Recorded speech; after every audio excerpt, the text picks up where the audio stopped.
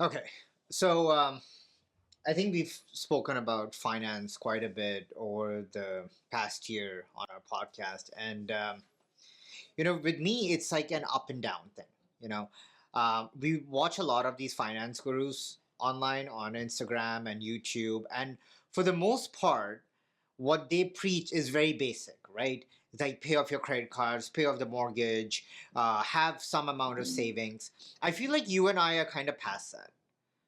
I think we know the basics, and we're at the point where we go into our finances and we can be a bit more specific. Now, one of the best advices out there is basically don't try and gamble the stock market. Just put it, do an 80-20 split depending on your age. It could be 70-30, whatever, but put it in stocks like an ETF, Mhm. long term investment, and the rest in bonds. And as you grow older, the amount you put in bonds should be higher, and the amount you put in the stock market should be lower to, decrease how much risk you're exposed to.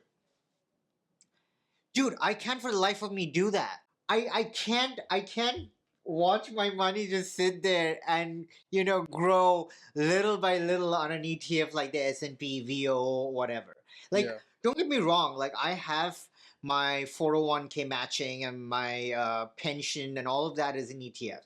I also have a certain amount of my own personal stuff, which is an RSP, which is a Canadian tax-free account, which is basically in large cap ETF or mid cap ETFs. But I have my own margin account. Mhm. And what we have in Canada is called the TFSA account, where I do like to trade. I do pick stocks. Yeah. I can't for the life of me, like if I put like, I don't know, yearly whatever I put my 401k, I will have that 20-30K sitting in my margin account, which I gamble around with.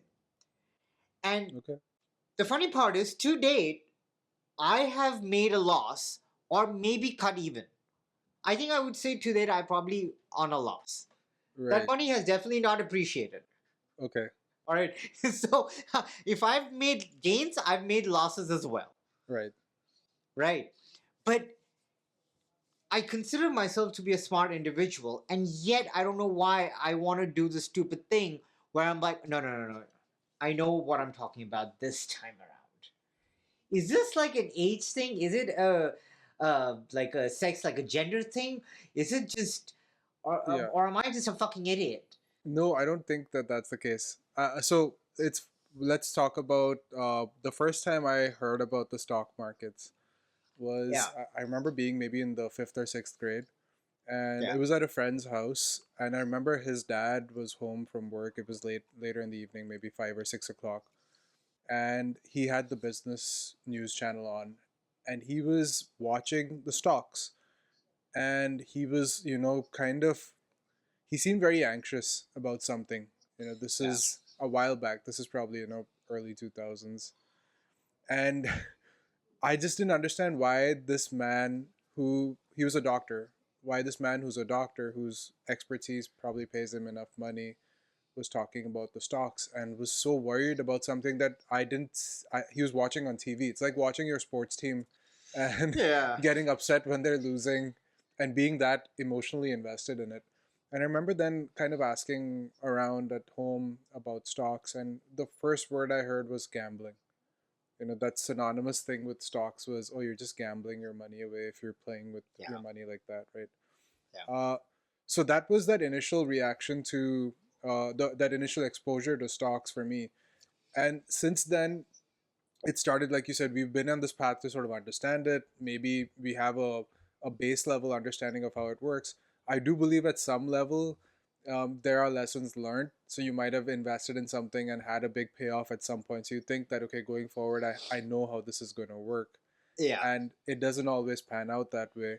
Because one thing I remember hearing about investing in general, and this was from someone who was in that venture capital world, someone who had invested in Twitter and all these sort of companies, someone who got in at the ground floor. Yeah, And he said that I've I've been around people who are CEOs of these giant tech companies, people who know certain things that you and I have no privy to. Like, we're not they have this informational advantage that you and I will Yeah. never have. So for those people, and there's a small percentage of people out there who qualify as, people who have that information. For them, yeah, they're playing a game. They're playing with cheat codes basically.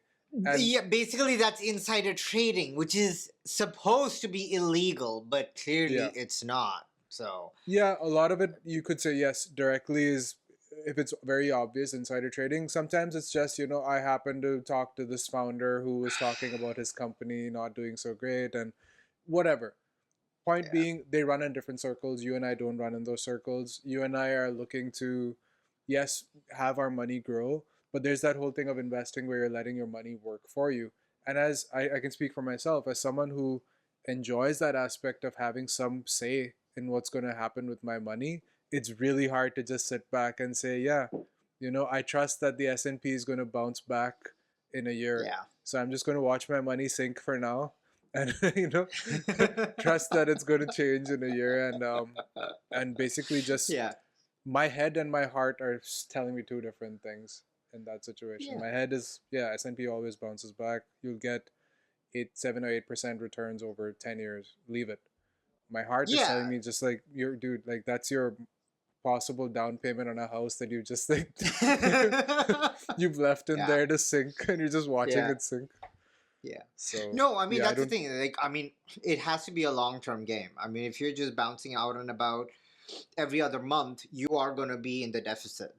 Um, I think the one thing I've realized is if I don't have any other sources of income other than my day job, or if I'm not at least thinking about other sources of income, I feel myself more inclined to just trade in the stock market rather than invest. And I think the reason for that is because, at least personally for myself, it's like I want to do something with my money. I want it to grow. I want to make more.